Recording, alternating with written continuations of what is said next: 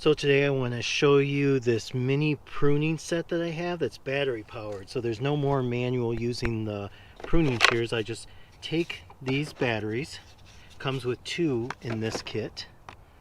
They charge right here in the middle, slide it in, and then turn on the power by pushing the red power button. And you'll see the green light, and then you can squeeze the trigger and you'll see that how the...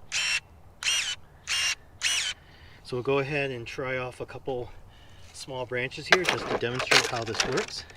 So I've got this branch here. Go ahead and squeeze the trigger and cuts it quickly and easily. Do it again. And I'll even try this thicker branch. And it even cut that as well. It comes with an additional blade. It comes with a sharpening stone and the tools for taking off the hex wrench and the socket and the wall charger.